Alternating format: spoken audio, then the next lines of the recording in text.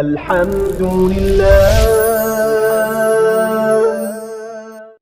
ومن سيئات أعمالنا من يهده الله فلا مضل له ومن يضلله فلا هادي له ونشهد أن لا إله إلا الله وحده لا شريك له ونشهد أن سيدنا وحبيبنا وأولانا ومولانا محمدا عبده ورسوله صلى الله عليه وعلى آله وصحابه وبارك وسلم تسليما كثيرا كثيرا. أما بعد فأعوذ بالله من الشيطان الرجيم. بسم الله الرحمن الرحيم. والمؤمنون والمؤمنات بعضهم أولياء بعض يأمرون بالمعروف وينهون عن المنكر ويقيمون الصلاة ويؤتون الزكاة ويطيعون الله ورسوله أولئك سيرحمهم الله إن الله عزيز حكيم.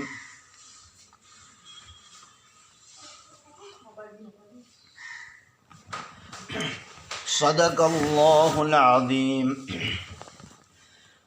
میری محترم ماؤں اور بہنوں، اللہ جل جلالہ و عم نوالہ نے ہم تمام کے اوپر بہت ہی بڑا احسان فرمایا ہے، بہت ہی بڑا کرم فرمایا ہے کہ اللہ تبارک و تعالیٰ نے ہم کو دین کی نسبت پر جمع ہونے کی توفیق نصیب فرما. یہ اللہ کا بہت بڑا کرم ہے. لیکن دین کی مجلس کے اندر آنے کے لیے ہمیں اپنی نیتوں کو خالص کرنا ہے، اپنی نیتوں کو بنانا ہے. مومن مرد اور مومن عورتوں کا کوئی کام بھی بغیر نیت کے نہیں ہوتا ہے اور بری نیت سے نہیں ہوتا ہے. حدیث میں آتا ہے کہ انما الاعمال بالنیات وانما لکل امرئ ما نوى، کہ اعمال کا دار و مدار یعنی عمل کے اوپر ملنے والا جو فائدہ ہے اس فائدے کا دار و مدار اور آدھار نیت پر ہے. جیسی نیت ویسی برکت. اس لیے اپنی نیتوں کو سب سے پہلے بنانا ہے کہ اللہ کے دین کی مجلسوں میں کیوں آنا ہے. اللہ کے دین کی مجلسوں کے اندر اپنے آپ کو پابند بنانے کے لیے آنا ہے کہ دین کی بات سن کر ہماری زندگی میں دین والی ہماری زندگی بن جاوے، زندگی میں دین آ جاوے. اس کے لیے ہمیں دین کی مجلسوں کے اندر شرکت کرنی ہے. اس نیت کے ساتھ آنا. اس نیت کے ساتھ اگر آئیں گے اور دل کے اندر طلب ہوگی تو اللہ کی ذات سے امید ہے کہ اللہ تبارک و تعالی ہمیں نوازے گا. تو میری محترم ماؤں اور بہنوں، یہ دین کی مجلس کے اوپر اللہ تبارک و تعالیٰ نے وعدے فرمائے ہیں. یہ بڑی قیمتی مجلس ہے. اس مجلس کے ختم پر اللہ تبارک و تعالیٰ کی طرف سے مغفرت کے وعدے ہوئے ہیں. قوموا مغفورا لکم، فرشتہ اعلان کرتا ہے کہ اس حال میں کھڑے ہو جاؤ کہ تمہارے گناہ معاف فرما دیے گئے اور تمہارے گناہوں کو نیکیوں میں بدل دیا گیا. تو ایسی مجلس جہاں کہیں بھی ہو، فکروں کے ساتھ اپنے آپ کو پابند سمجھتے ہوئے پردے کے اہتمام کے ساتھ پہنچنے کی کوشش کرنی چاہیے. دوسری بات میری محترم ماں اور بہنوں، اللہ تبارک و تعالیٰ نے ہم کو دین دیا ہے. یہ دین جو ہے وہ سب سے قیمتی اللہ کی نعمت ہے، وہ جو اللہ تبارک و تعالیٰ نے ہمیں دی ہے. ان الدین عند اللہ الاسلام، کہ اللہ کے نزدیک جو دین ہے وہ دین اسلام ہے. وہ اللہ نے اپنا پسندیدہ دین جو ہے وہ ہمیں عطا فرمایا ہے. یہ اللہ تبارک و تعالیٰ کا بہت ہی بڑا کرم ہے، اس کا بہت ہی بڑا احسان ہے، اس کا بہت ہی بڑا انعام ہے کہ اللہ نے ہمیں یہ کلمہ عطا فرمایا. یہ دین عطا فرمایا جس کا کلمہ ہے لا الہ الا اللہ محمد الرسول اللہ. اب یہ کلمہ جو ہے، اس کلمے کے ذریعے ہم ایمان کے اندر داخل ہوتے ہیں، یہ کلمے کا اثر یہ ہے، اور یہ کلمہ اپنے اندر اتنی طاقت رکھتا ہے کہ ایک 100 سال کا بوڑھا جس کی 100 سالہ زندگی اللہ کی نافرمانی کے اندر گزری، قدم قدم پر گناہوں سے بھری زندگی، اور اللہ کو بھی نہیں مانتا تھا اور اللہ کی بھی نہیں مانتا تھا، ساری زندگی اپنی منمانی میں گزری ہے۔ ایک مرتبہ کہا کہ دل کے ساتھ اگر اس نے اس کلمے کو پڑھ لیا، اللہ تبارک و تعالیٰ اس کی زندگی کے سارے گناہوں کے اوپر قلم پھیر دیں گے اور سارے گناہ اس کے ختم کر دیے جائیں گے۔ یہ کلمہ اللہ تبارک و تعالیٰ نے ہم کو کہا کہ اللہ دیا ہے، اور ماں کے پیٹ سے ہم مسلمان پیدا ہوئے ہیں۔ یہ اللہ تبارک و تعالیٰ کا بہت ہی بڑا کرم ہے، بہت ہی بڑا احسان ہے۔ لیکن یہ کلمہ جو ہے، اس کلمے کے تقاضے ہیں، یہ کلمہ ہم سے کچھ چاہتا ہے، یہ کلمہ کہا کہ اپنے اندر کچھ حقائق رکھتا ہے۔ یہ کلمے کی حقیقت کو ہمارے اندر اگر ہم نے اتار لیا تو اس کے ذریعے ہماری دنیا بھی بھلی بن جائے گی، ہماری آخرت بھی بھلی بن جائے گی۔ اس لیے کلمے میں سب سے پہلے جو ہے اللہ تبارک و تعالیٰ کی بڑائی کو اس کلمے کے ذریعے ہمیں سمجھنا ہے کہ اللہ تبارک و تعالیٰ بہت بڑے ہیں، کائنات ساری کی ساری چھوٹی ہے، اللہ تبارک و تعالیٰ بڑے ہیں۔ اس کی عظمت، اس کی بڑائی، اس کی کبریائی یہ ہمارے دل کے اندر آوے، یہ ہماری سب سے پہلی کہا کہ محنت ہے کہ کلمے کے ذریعے اللہ کی بڑائی دل میں آوے۔ ابھی تو دل کے اندر چیزوں کی بڑائی بیٹھی ہوئی ہے، یہ کپڑا بہت اچھا ہے، اور یہ گھر بہت اچھا ہے، اور یہ سوٹ بہت اچھا ہے، اور یہ فلاں چیز بڑی اچھی ہے، اور فلاں ڈیزائن بڑی اچھی ہے، اور فلاں چیز بڑی اچھی، اور یہ اچھا اور وہ اچھا۔ اس کی اچھائی میں ہم پڑے ہیں، ابھی اللہ تبارک و تعالیٰ کی کبریائی اور اس کی بڑائی ہمارے دل کے اندر نہیں آئی۔ اللہ تبارک و تعالیٰ نے اپنی بڑائی کو بتایا ہے کہ میری بڑائی کو تم سمجھو، مجھے تو تم سمجھ نہیں سکتے، میری بڑائی کو سمجھنا ہے تو میری مخلوقات کے اندر غور و فکر کرو۔ افلا ينظرون الى الابل کیف خلقت والى السماء کیف رفعت، کہ یہ آسمان کی طرف نہیں دیکھتے کہ ہم نے اس کو کیسے بلند و بالا کھڑا کیا ہے۔ یہ اللہ تبارک و تعالی ہمیں سمجھا رہے ہیں کہ دیکھو میری بناوٹ کیسی ہے، کتنا بڑا آسمان ہے، اور اس آسمان کے اندر کوئی کھمبا نہیں ہے، اور اس آسمان کے اندر جو کہا کہ ہزارہ ہزار سال سے وہ آسمان ہے، لیکن کبھی اس کے اندر کوئی پھٹن نہیں آئی۔ هل ترى من فطور، قرآن یوں کہتا ہے کہ تمہیں اس میں کوئی کمی اور کوئی پھٹن نظر آتی ہے۔ ثم ارجع البصر کرتین، بار بار اپنی نظریں دوڑاؤ، اور لیکن تمہیں کہا کہ اس بناوٹ کے اندر کوئی کمی نہیں آئے گی، نظر نہیں آئے گی۔ اللہ تبارک و تعالیٰ نے یہ بنایا ہے، ایسے اللہ نے 7 آسمان بنائے ہیں، 7 زمینیں بنائی ہیں، چاند سورج ستارے سیارے بنائے ہیں۔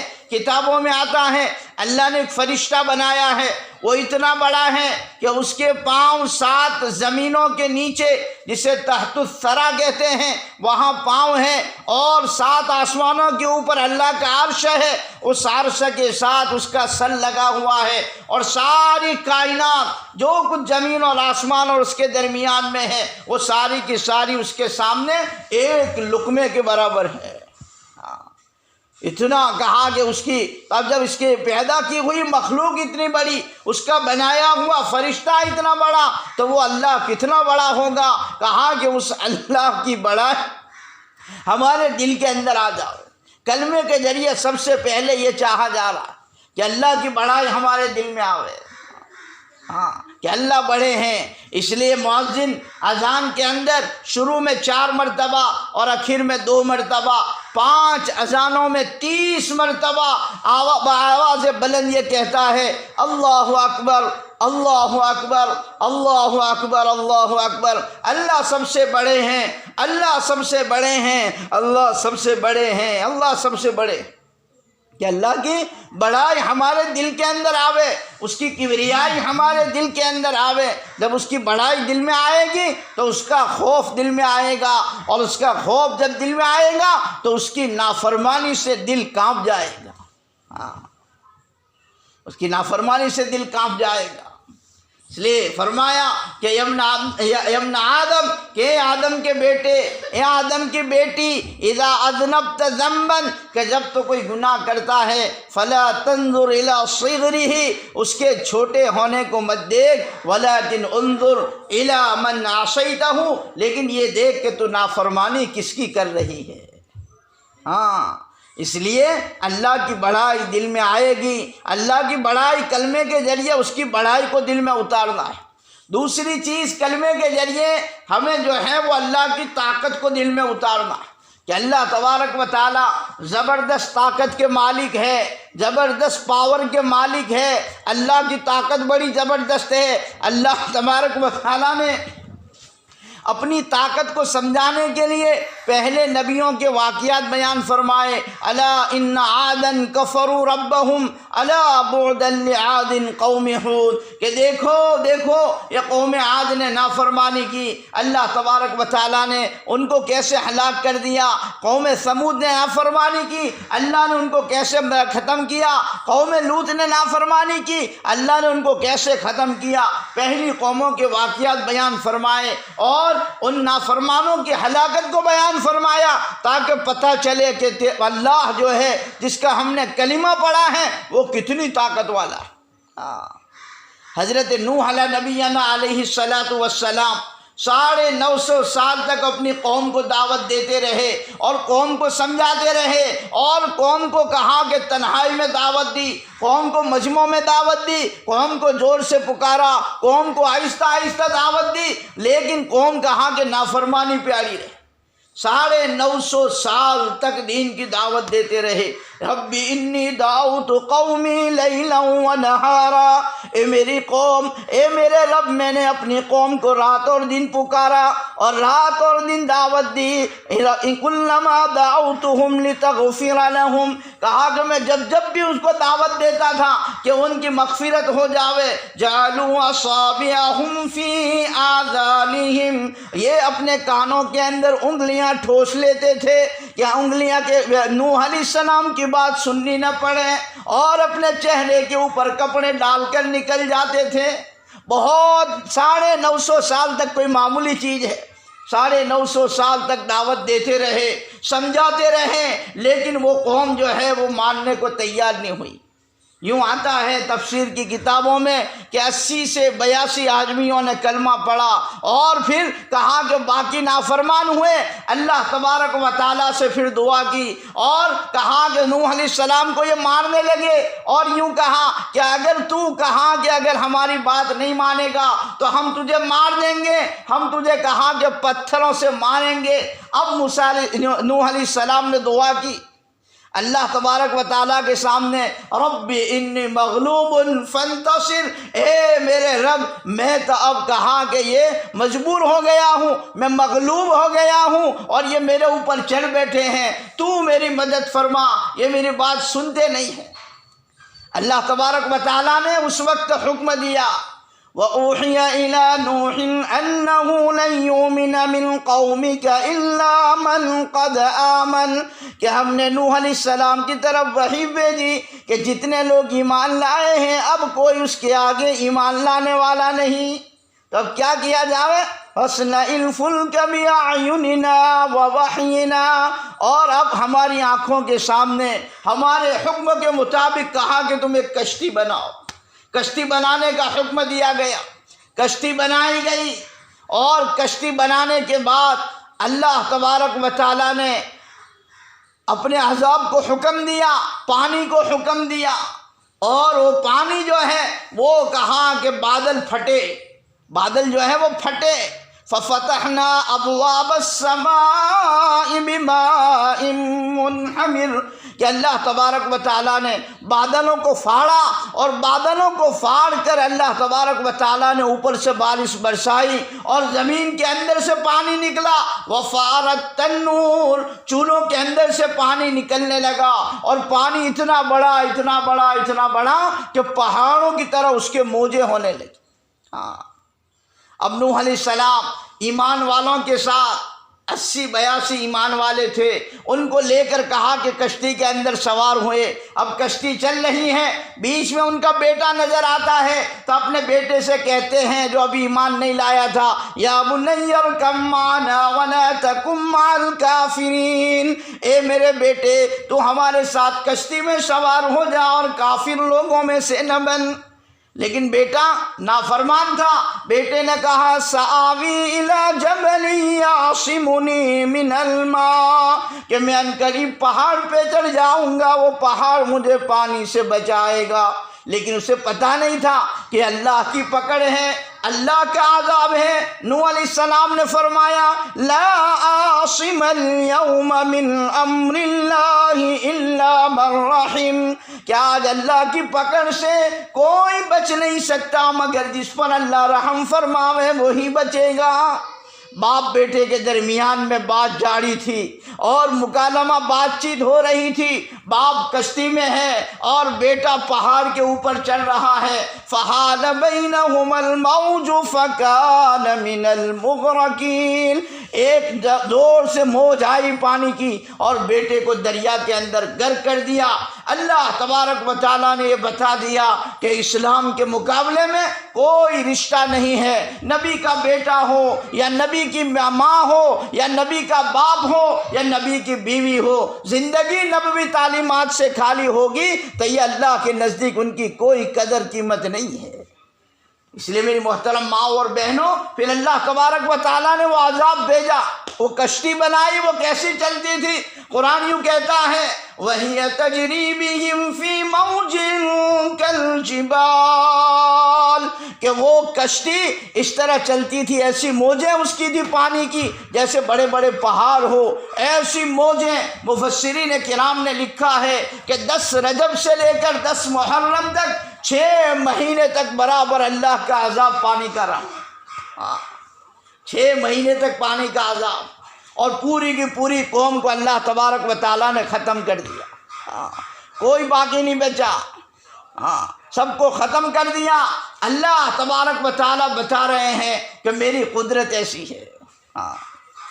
تو یہ کہا کہ اس کلمے کے ذریعے دوسری چیز جو ہے وہ اللہ کی قدرت کو سمجھنا کہ اللہ بڑی قدرت اور طاقت والے ہیں۔ تیسری چیز جو اس کلمے کے ذریعے ہمیں سمجھنی ہے وہ یہ سمجھنی ہے کہ اللہ تبارک و تعالی ہمارے رب ہے، پالنے والے اللہ ہے، اللہ پالتے ہیں ہمیں۔ یہ یقین کے اندر ہماری کمزوری کہ میں کہا کہ میرا شوہر مجھے نہیں پالتا ہے، ہمارا یقین یہ بنا ہے کہ شوہر جماعت میں چلے گئے تو میرا کیا ہوگا، بچوں کا کیا ہوگا، دکان کا کیا ہوگا۔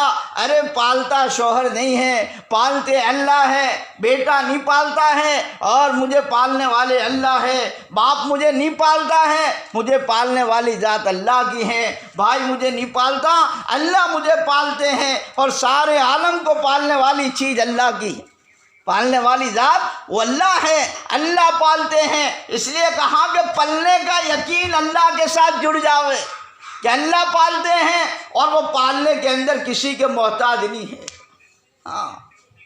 وہ رکشہ والے کو پالنے کے اندر کہا کہ رکشہ کے محتاج نہیں ہے، اور دکان والے کو پالنے کے اندر دکان کے محتاج نہیں ہے۔ یہ یقین اللہ کی ذات عالی سے ہونے کا یقین دلوں میں پیدا ہوتا ہے کہ اللہ تبارک و تعالیٰ پالتے ہیں، پالنے والی ذات اللہ کی ہے، نفع نقصان اللہ کے قبضے قدرت کے اندر ہے، اللہ پالتے ہیں۔ تو کہا کہ کلمے کے ذریعے تیسری چیز جو اندر پیدا کرنی ہے وہ اللہ کی ربوبیت کی، کہ پالنے والی ذات اللہ کی۔ لیکن اس معاملے میں ہم کمزور ہیں، جب تک جیب میں پیسے نہیں ہوتے، اور جب تک کہا کہ گھر میں پیسے نہیں ہوتے، اور جب تک آوک کا کوئی سادھن نہیں ہوتا، وہاں تک ہم پریشان رہتے ہیں کہ اب کیا ہوگا، اب کیا ہوگا، اب کیا ہوگا۔ صحابہ نے کہا کہ، اور صحابہ کی عورتوں نے، میری محترم ماں اور بہنوں، اللہ کی ذات کے ساتھ یقین کر کے کہا کہ پلنے کا تعلق اللہ سے جوڑ لیا۔ تو پھر ان کے سارے مسئلے حل ہو گئے تھے کہ پالنے والی ذات اللہ کی ہے، نفع نقصان اللہ کے قبضے میں ہے۔ کہ ایک کھیت ہے، وہ کھیتی کرتا ہے، کہا کہ وہ بیج ڈالتا ہے زمین میں، لیکن اس کو اگانے والا کون؟ ہاں، اس کو کون اگائے گا؟ کہ بھئی گیہوں کس نے اگائے؟ اللہ نے۔ اگر اللہ گیہوں نہ اگاتا تو میں روٹی کیسے پکاتا؟ کبھی یہ نہیں سوچا کہ اللہ چاول نہ اگاتا تو میں کہا کہ بھئی چاول اور کھچڑی کیسے بناتی؟ کبھی یہ سوچا نہیں؟ پوری زندگی کھچڑی اور پوری زندگی روٹی پکائی، لیکن کبھی کہا کہ ہمیں یہ طرف ہمارا ذہن نہیں جاتا کہ اس روٹی، کہا کہ یہ روٹی ہمارے ہاتھ میں آئی ہے، یا اللہ یہ جو گیہوں آئے ہیں گھر میں، کہا کہ گیہوں کے جو ڈبے بڑے ہیں، اللہ ایک گیہوں کے ڈبے لانے والا کون ہے؟ اس کو کس نے اگائے؟ اس لیے قرآن نے سوال کیا سورہ واقعہ کے اندر، افرأیتم ما تحرثون، کہ جو تم کھیتی باڑی کرتے ہو، انتم تزرعونہ ام نحن الزارعون، کہ اس کو تم اگاتے ہو یا ہم اگاتے ہیں؟ کھیڑوت جو ہے وہ تو زمین میں دانا ڈال دیتا ہے، اس کو بڑا کرنے والا، اس کی کوپل نکال کر اس کو بڑا کرنا، اور اس کے اندر کہا کہ اناج کی بالیاں لگانے والا اور پھل فروٹ لگانے والی ذات کس کی ہے؟ اللہ ہے، اللہ تبارک و تعالیٰ ہے۔ یہ ربوبیت کے معاملے میں ہم کمزور ہو جاتے ہیں کہ پالنے والی ذات اللہ کی ہے۔ تو کلمے کے ذریعے، لا الہ الا اللہ کے ذریعے یہ تین چیزیں سمجھنی ہے کہ اللہ کی بڑائی دل میں اترے، اللہ کی بڑائی اترے گی تو چیزوں کی بڑائی دل سے نکل جائے گی، اور اللہ تبارک و تعالیٰ کی قدرت سمجھ میں آئے گی تو کہا کہ اللہ کے علاوہ کی طاقت اور قدرت سے ہماری نظر ہٹ جائے گی، کہ اللہ بڑا خطرناک ہے، اللہ پکڑنے پر آوے تو کہا کہ کوئی اس کو بچا نہیں سکتا۔ اور تیسری چیز، پلنے کا تعلق اللہ کی ذات کے ساتھ ہو جائے، پلنے کا تعلق اللہ کی ذات کے ساتھ وابستہ ہو جاؤ۔ یہ تین چیزیں ہیں، یہ تین چیزوں کو ہمیں بنانا ہے لا الہ الا اللہ کے ذریعے۔ اب اللہ بڑے ہیں اور اللہ طاقت والے ہیں اور اللہ پالنے والے ہیں، تو اس اللہ کا بننا کیسے ہیں؟ اللہ کا کیسے بن جاوے؟ اللہ ہم سے راضی کیسے ہو جاوے؟ تو اس کے لیے ہے محمد الرسول اللہ صلی اللہ علیہ وسلم، کہ حضور پاک صلی اللہ علیہ وسلم کے پاکیزہ اور نورانی طریقے ہماری زندگیوں میں ہوں گے تو اللہ تبارک و تعالی ہمیں دنیا میں بھی کامیاب کرے گا، اور اللہ تبارک و تعالی ہمیں آخرت میں بھی کامیاب کرے گا۔ اللہ تبارک و تعالی راضی ہو جائیں گے، اور اللہ راضی ہو جائیں گے تو ہمارے سارے مسئلے جو ہے وہ حل ہو جائیں گے۔ مسئلے دکانوں سے حل نہیں ہوتے، مسئلے کاروبار سے حل نہیں ہوتے، مسئلے کہا کہ گھر کی آوک سے حل نہیں ہوتے، مسئلہ تو اللہ اپنی قدرت سے حل کرتا ہے۔ ما یفتح اللہ للناس من رحمت فلا ممسک لها، اللہ تبارک و تعالیٰ جس کے لیے رحمت کے دروازے کھول دے اس کا کوئی بند کرنے والا نہیں۔ وما يمسك فلا مرسل له من بعده، اور جس کے لیے رحمت کے دروازے بند کر دے اس کے لیے کوئی اس دروازوں کو کھولنے والا نہیں۔ تو اللہ کی ذات پر یقین پیدا ہو جاوے اور زندگی حضور پاک صلی اللہ علیہ وسلم کے طریقوں والی بن جاوے۔ اس کے لیے ہمیں نماز دی کہ نماز کی پابندی اور نماز کا اہتمام، اس کے ذریعے کہا کہ تمہارے مسئلے حل ہو جائیں۔ نماز کا اہتمام کریں، ہم زندگی میں نمازوں کی پابندی، اللہ کے حکموں کے مطابق میری نماز بن جاوے، اور اللہ کے نبی کے طریقوں کے مطابق میری نماز بن جاوے، اور نماز میں پابندی سے پڑھنے والی بن جاؤں۔ ایسا نہیں کہ شادی ہے کسی کے گھر تو اب شادی کے دن کہا کہ شادی میں گئے تو نماز چھوٹ گئی، سفر میں گئے تو نماز چھوٹ گئی، کسی کام سے گئے تو نماز چھوٹ گئی۔ نہیں، نماز تو کہا کہ بیماری کی حالت میں بھی معاف نہیں ہے۔ کھڑے کھڑے نہیں پڑھ سکتے تو بیٹھے بیٹھے پڑھو، بیٹھے بیٹھے نہیں سر سکتے تو لیٹے لیٹے پڑھو، اور لیٹے لیٹے بھی نہیں پڑھ سکتے تو کہا کہ اشاروں سے پڑھو۔ نماز معاف نہیں ہے، تو اپنی نماز کہا کہ اس کو بنانا ہے، اپنی نماز کو بنانے کی فکر کرنی ہے کہ میری نماز کے اندر اللہ کا دھیان پیدا ہو جائے، میری نماز کے ذریعے میری آخرت بن جاوے، یہ فکر کرنی ہے۔ پابندی کے ساتھ نمازوں کا اہتمام، اور اپنی دوسری ماں بہنوں کے پاس جا کر کہا کہ نماز کی دعوت دینا، ہاں کہ نماز پر اللہ نے یہ رکھا ہے، اور میری نماز کے اندر اللہ کا دھیان پیدا ہو، اس کی مشق ہو کہ نماز میں اللہ کا دھیان پیدا ہو۔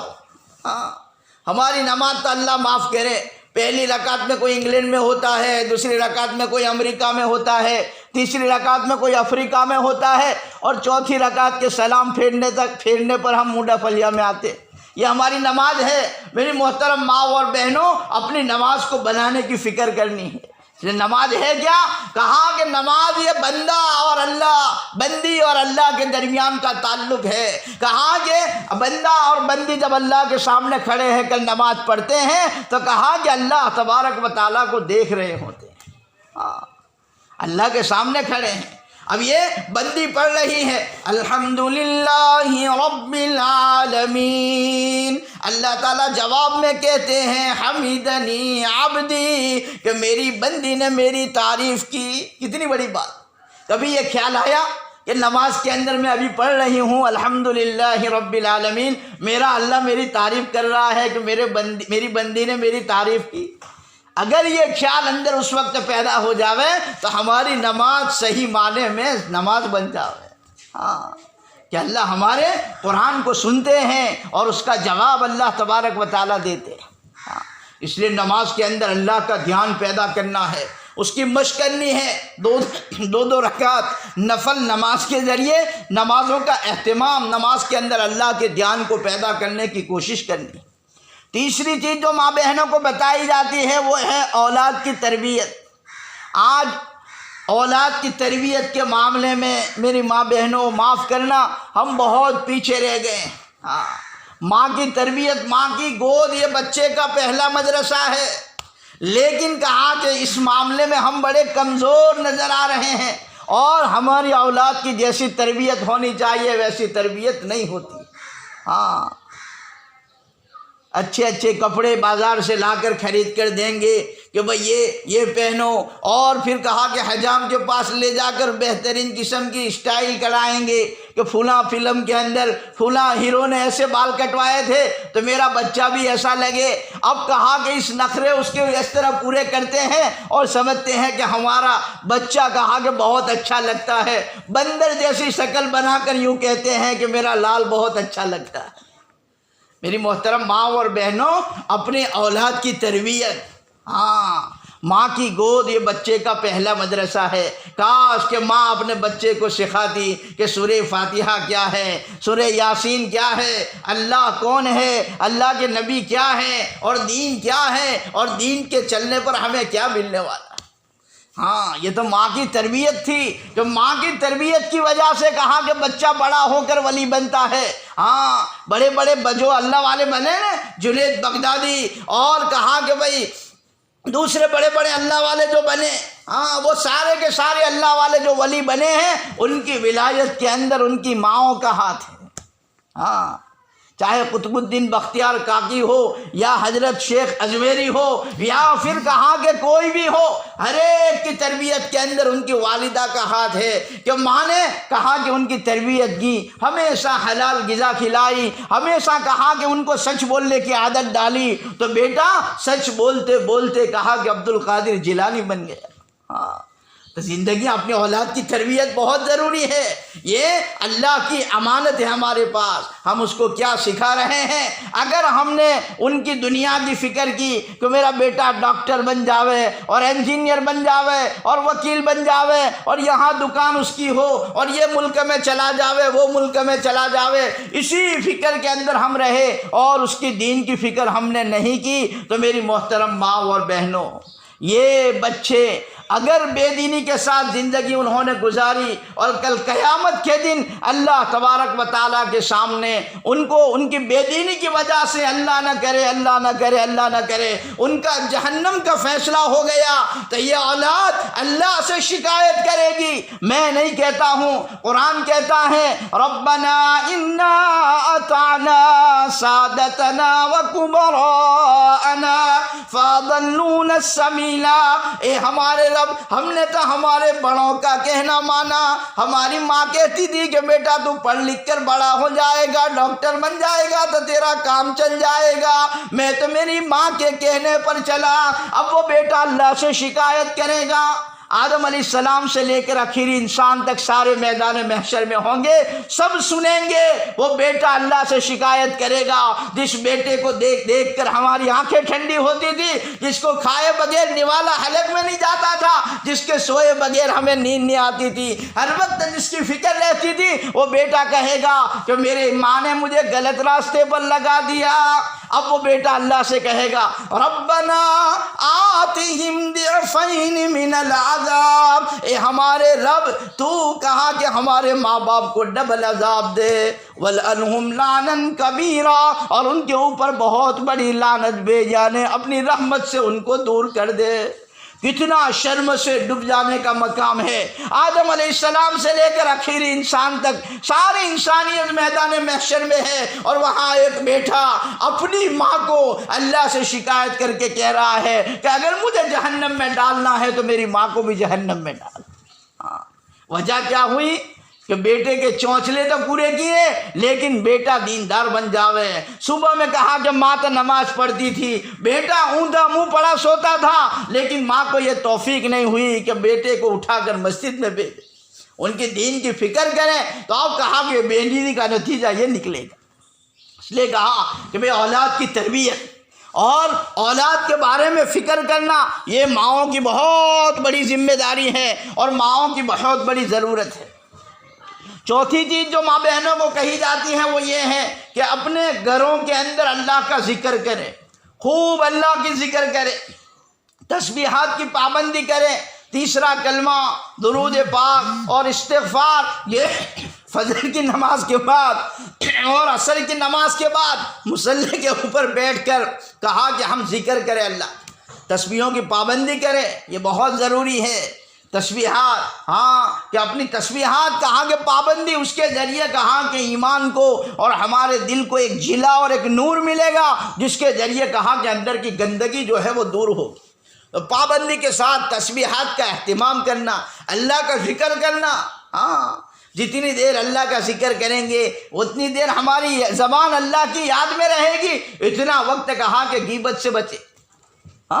گھر کا کام ہو رہا ہے، ہاتھ سے ہم جھاڑو دے رہے ہیں اور ہماری زبان کے اوپر تسبیح ہے، اللہ اکبر ہے، روٹیاں پکا رہے ہیں اور روٹیاں پکاتے پکاتے زبان اللہ کے ذکر میں ہے، کپڑے دھو رہے ہیں، کپڑے دھوتے دھوتے سبحان اللہ، الحمدللہ، اللہ اکبر کا نعرہ ہے۔ اسی طرح گھر کے کام کرتے کرتے اللہ کا ذکر کر سکتے۔ وَلَذِكْرُ اللَّهِ اکبر، کہ اللہ کا ذکر یہ بہت بڑی چیز ہے۔ اس لیے میری محترم ماں اور بہنوں، ذکر کا اہتمام، قرآن پاک کی تلاوت کا اہتمام۔ قرآن صرف مردوں کے لیے نہیں ہے کہ کوئی مر جاوے یا کسی کوئی مرا ہو تو اس کے جنازے کے اوپر اس میت پہ جا کر قرآن پڑھو۔ قرآن مردوں کے لیے نہیں اترا ہے، قرآن تو اصل زندوں کے لیے اترا ہے کہ ہم کہاں کہ قرآن کی روزانہ پابندی کریں، روزانہ کہا کہ گھر کے اندر قرآن پاک کی تلاوت ہو اور پابندی کے ساتھ روزانہ قرآن پڑھے، روزانہ کہا کہ کچھ وقت دعاؤں کا نکالے اور اللہ تبارک و تعالیٰ سے رو رو کر اس میں مانگے۔ تہجد کے موقع پر اٹھے، ابھی تو لمبی لمبی راتیں ہیں، جلدی سو جا کر تہجد میں اٹھ کر اللہ سے مانگے۔ اور اس کے ساتھ ساتھ کہا کہ مسنون دعاؤں کا اہتمام، موقع محل کی جو سنت دعائیں ہیں، گھر سے نکل کر، گھر سے داخل ہو کر، بیت الخلاء میں جانے سے پہلے، نکلنے کے بعد، اسی طرح ہر جگہ کی دعائیں ہیں، ان دعاؤں کا اہتمام ہو اور اہتمام کے ساتھ ہماری زندگی گزرے گی تو پھر نفس اور شیطان کے حملوں سے ہماری حفاظت ہوگی۔ اس کے بعد فرمایا کہ گھروں کے اندر تعلیم کے حلقے لگاوے۔ ہمارے گھروں کے اندر تعلیم کے حلقے اگر نہیں لگیں گے تو بے دینی ہمارے گھروں کے اندر آئے گی۔ بے دینی کو لانے کے لیے کوئی محنت نہیں، بازار والا ماحول گھر کے اندر خود بخود آ جائے گا اگر ہم نے اس تعلیم کے ذریعے اپنے اندر کہا کہ اپنے گھروں کو نورانی نہ بنایا تو پھر باہر کا ماحول ہمیں خراب کر دے۔ اس لیے گھر کے سارے افراد کو بٹھا کر گھر کے اندر تعلیم کا ماحول بناوے کہ گھروں کے اندر پابندی سے تعلیم ہو، روزانہ فضائل اعمال گھروں کے اندر پڑھائی جاوے، 6 صفات کے مذاکرے ہوں، کتنے سالوں سے ہم سن رہے ہیں، ابھی تک کہا کہ ہمارے گھروں کے اندر اس کی پابندی نہیں ہوئی۔ تو میری محترم ماں اور بہنوں، یہ پابندیاں کب آئیں؟ قبر میں جانے کے بعد پابندی آئے گی۔ اس لیے ابھی اللہ نے موقع دیا ہے، ہم فکر کے ساتھ کہاں کے گھروں کے اندر تعلیم کے حلقے لگاویں۔ اس کے ساتھ ساتھ ماں بہنوں کو ایک بات اور کہی جاتی ہے کہ سادگی کو اختیار کرے۔ حدیث پاک میں ہے البذالۃ من الایمان، سادگی جو ہے وہ ایمان کا حصہ ہے، سادگی ایمان کا حصہ ہے۔ اس لیے کہا کہ سادگی کے ساتھ اپنی زندگی گزاریں، گھر سادہ ہو، رہن سہن سادہ ہو، کپڑے سادہ ہو، اور سادگی کے ساتھ کھانا پینا ہو۔ ہاں، آج ہماری زیادہ تر کہا کہ جو مال ہے وہ فیشنوں کے پیچھے اور بے حیائی کے پیچھے خرچ ہو رہا ہے امت کا مال، اسی لیے بازار آباد ہے اور مسجدیں ویران ہیں۔ ہاں، یہ امت کہا کہ یہ امت اپنا مال اللہ کی راہ میں لگانے کے لیے آئی تھی، لیکن آج یہ امت کہا کہ اپنا مال بازاروں کی نظر کر رہی، فلاں کپڑا بہت اچھا، فلاں دکان پر فلاں چیزیں بہت اچھی آئی ہیں، ایک عورت لے کر آئے گی، اب پورے محلے کے اندر دکھائے گی، اور بغیر پیسوں کے وہ دکاندار کی ایڈورٹائز کرتے کرتے 20 گراہک روزانہ کے تیار کر کے لے جائے۔ ہاں، بغیر پیسوں کی۔ دنیا میں تو ایڈورٹائز کے لوگ پیسے لیتے ہیں، لیکن یہ عورتیں ایسی ایڈورٹائز کرتی ہے کہ بغیر پیسوں، بہت اچھا کپڑا ہے، فلاں دکان ہے، فلاں گلی میں ہے، فلاں نام ہے، یہ سب سارا ایڈریس بتا کر اب کہاں کہ ایک لے کر آئی، دوسری 20 عورتوں کو وہاں بھیجے گی۔ ہاں، میری محترم ماں اور بہنوں، ہم تو اللہ کے گھر آباد کرنے آئے تھے اور اپنے گھروں کو مساجد بنانے کے لیے آئے تھے، آج ہم نے بازاریں آباد کر دی اور بازاروں کو آزاد کر دیا، آباد کر دیا، تو میری محترم ماں اور بہنوں اس کی نحوستیں ہم دیکھ رہے ہیں۔ ہاں، اولاد نافرمان ہو رہی ہے اور زندگیاں بے ڈھنگی ہو رہی ہیں اور غیر ہمارے اوپر مسلط اور سوار ہو رہے ہیں۔ اس کے ساتھ ساتھ میری محترم ماں اور بہنوں، اللہ تبارک و تعالیٰ نے ہمیں حضور پاک صلی اللہ علیہ وسلم کی امت کے اندر پیدا فرمایا ہے، تو اس امت کے اندر پیدا ہونے کے ناطے ہمیں کہا کہ اس کے دین کی محنت بہت ضروری۔ ہاں، ہم آخرت کے لیے پیدا ہوئے ہیں، دنیا میں ہمیں رہنا نہیں ہے، ہمیں تو چلا جانا ہے۔ ہم کتنے بھی بہترین بنگلے بنا لیں اور کتنی بہترین گاڑیاں خرید لیں اور کتنے بہترین جوڑے پہن لیں، لیکن ہم نے دیکھا ہے کہ مرنے والے کے ہاتھ سے اور مرنے والے کے گلے سے اور مرنے والے کے پاؤں سے سارے زیور اتار لیے جاتے ہیں، کپڑے اتار لیے جاتے ہیں، اور پھر چادروں کے اندر لپیٹ کر منو من مٹی کے نیچے ڈال دیا جاتا ہے، اور لے جانے والے بھی اپنے ہوتے ہیں۔ بیوی کا جنازہ شوہر کے کندھے پر ہوتا ہے، اور بہن کا جنازہ بھائی کے کندھے پر ہوتا ہے، اور بہن کا اور کہاں کہ بیٹی کا جنازہ باپ کے کندھے پر ہوتا ہے، اور ماں کا جنازہ بیٹے کے کندھے پر ہوتا ہے، اور سب ہمیں لے جائیں گے اور لے جا کر کہا کہ اپنے ہاتھ سے قبر کے گھڑے میں اتاریں گے، اور نیچے یہاں ڈنلوپ پہ میں سوتی تھی اور یہاں بہترین فرش و فروش میں رہتی تھی، وہاں کہا کہ زمین کے اوپر لٹا دیں گے اور میرے اوپر مٹی ڈالیں گے، منہا خلقناکم کہہ کے، اور مٹی ڈال کر ہاتھ بھی کہا کہ اس کے اوپر ہی جھاڑ لیں گے، اور پھر وہاں سے چلے آئیں گے۔ اب میں تنہا رہ جاؤں گی قبر میں، اس لیے قبر روزانہ اعلان کرتی ہے انا بیت الدید و بیت الدیدان، میں تو کیڑے مکوڑوں کا گھر ہوں، میرے اندر تجھے تنہا آنا ہے، اکیلے آنا ہے، یہ روزانہ اعلان ہوتا ہے۔ میری محترم ماں اور بہنوں، اس لیے ہمیں آخرت کے لیے ہم بنایا ہے، آخرت کی فکر کرنی ہے، جہاں جانا ہے اس کو بنانے کی فکر کرنی ہے۔ یہ تو کوچ کا گھر ہے، یہ دنیا تو کوچ کا گھر ہے، یہاں سے جو ہر ایک کو جانا ہے، اگر یہاں ہی ہم پڑے رہے اور یہاں ہی سجانے کی فکر میں رہے تو پھر ہماری آخرت برباد ہو جائے گی، ویران ہو جائے گی۔ اس لیے میری محترم ماں اور بہنوں، ہمیں فکر کے ساتھ اپنی آخرت کو بنانا ہے، اور حضور پاک صلی اللہ علیہ وسلم کی امت کے اندر پیدا ہونے کے ناطے اللہ نے ہم میں سے ہر ایک کو ذمہ دار بنایا۔ ہم سب ذمہ دار ہیں اور ہر ایک کو ان کی ذمہ داری کی پیچھ ہوگی، اور کہاں کہ یہ کیا ذمہ داری ہے کہ ایک ایک امتی جہنم والے راستے سے ہٹ کر جنت والے راستے کی طرف آ جاوے، اس کے لیے محنت کرنا، کوشش کرنا، قربانی دینا، یہ ہماری ذمہ داری ہے۔ اللہ کے نبی صلی اللہ علیہ وسلم والا کام ہے، اور اللہ کے نبی نے اس کے لیے کیا کیا قربانیاں، پتھر کھائے طائف میں، اور مکہ کے اندر کچرا ڈالا جاتا ہے سر پر، اور کہاں کے چہرہ کہاں کے دھول آلود ہو جاتا ہے، اور کپڑے کہاں کے میلے ہو جاتے ہیں، اور سجدے میں جاتا ہے تو کوئی کہاں کے اللہ کے نبی کے پیٹھ کے اوپر ہوجری ڈال دیتے ہیں، اور چادر کا پھندا گلے میں ڈال کر کھینچا جا رہا ہے، اور کہاں کہ بدر کے اندر اللہ کے نبی صلی اللہ علیہ وسلم نے رو کر اپنا وقت گزارا ہے، احد کے اندر دندان مبارک شہید کروائے ہیں، خود کی کڑیاں گھس گئی ہیں اور پیٹ پر پتھر باندھے ہیں۔ عائشہ فرماتی ہیں 2 مہینے گزر جاتے تھے ہمارے گلوں میں چولہا نہیں جلتا تھا۔ یہ حالات ہے، یہ قربانیاں دی گئی، پھر صحابہ کرام نے قربانیاں دی، اور ان قربانیوں کے نتیجے میں آج کہاں کہ یہ دین ہم تک پہنچا۔ اب ہم سے مطالبہ ہے کہ ہم بھی اللہ کے راستے کے اندر محنت کرتے ہوئے اپنے گھر کے مردوں کے ساتھ اللہ کے راستے میں نکلیں۔ جس طرح یہ بہنیں اپنے گھر کے مردوں کے ساتھ اللہ کے راستے میں آئی ہیں، آپ کو بھی اس کی فکر کرنی ہے کہ آپ بھی اللہ کے راستے کے اندر نکلیں۔ ابھی موقع ہے، بہت جلد وہ موقع آئے گا، یہ موقع ہاتھ سے چلا جائے گا۔ ابھی چند مہینے پہلے کتنے ہمارے ساتھ کتنی بہنیں تھیں، کتنے بھائی تھے، لیکن کہا کہ کتنے اللہ کو پیارے ہو گئے۔ کیا ہوا؟ کہا کہ بھئی اللہ کا حکم آ گیا، اب اس کے سامنے کسی کی چلتی نہیں ہے، اس لیے موت سے پہلے اس کی تیاری کرنی، اپنے آپ کو بنانا ہے، اس کی فکریں اور کوششیں کرنی ہیں، اور اللہ کے راستے کے اندر اپنے آپ کو اپنے گھر کے مردوں کے ساتھ نکالنا ہے۔ اس لیے 31 تاریخ کو اللہ کے راستے کے اندر مردوں کی جماعتیں 4 مہینے کی نکلنے والی۔ ہماری بڑوں کی طرف سے یہ تقاضا ہے کہ 31 جنوری سے کہا کہ 4 مہینے کی جماعتیں نکلے۔ جتنی ماں بہنیں آئی ہیں، ہر آنے والی بہن اللہ کی طرف نظر کرتے ہوئے یہ نیت کر کے جاوے کہ انشاءاللہ میرے گھر سے ایک مرد کو ضرور اللہ کے راستے کے اندر 4 مہینے کے لیے ہم بھیجیں گے۔ یہ نیتیں کرنی ہے آپ کو۔ آپ کی نیت کا کیا اثر ہوتا ہے وہ آپ دیکھنا، لیکن اللہ کو اپنی نیت کی سچائی بتانی ہے کہ مولا میں اپنے گھر کے مرد کو اللہ کے راستے میں بھیجنا چاہتی ہوں، اے اللہ تو میرے لیے آسان کر دے۔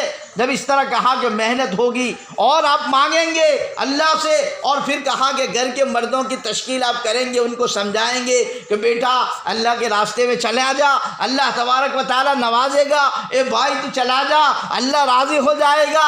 اپنے شوہر سے کہے کہ میاں آپ بھی چلے جاؤ، اللہ تبارک و تعالیٰ آپ کی دنیا بھی بنائے گا، آخرت بھی بنائے گا۔ اب یہ کہا کہ محنت کرتے کرتے جب کہا کہ عورتیں اس محنت پر اتر آئے گی تو پھر جماعتوں کا بننا آسان ہو جائے گا۔ تو ایک تو یہ تقاضا ہے کہ 4 مہینے کے لیے ساتھی نکلے، اور دوسرا تقاضا یہ ہے کہ بھئی عورتیں بھی اپنے گھر کے مردوں کے ساتھ اللہ کے راستے کے اندر 3 دن کے لیے نکلے۔ جن کا ابھی تک وقت نہیں لگا وہ 3 دن کی نیت کرے، وقت لگا ہے وہ 10 دن کی نیت کرے، اور 10 دن جن کے لگے ہیں وہ چلے کی نیتیں کر کے ارادہ کرے اور اپنے ارادوں کو ظاہر کرے۔ اور ابھی دعا ہوگی، دعا کے بعد جب تشکیل ہو تو سارے نام لکھا دے تاکہ ذمہ دار حضرات جو ہے وہ آپ کے مردوں کی ملاقات کر کے اس کی ترتیب بناؤ۔ اللہ تبارک و تعالیٰ جو کچھ کہا سنا گیا اس پر عمل کی توفیق نصیب فرماوے۔ وآخر دعوانا الحمد للہ رب العالمین۔ السلام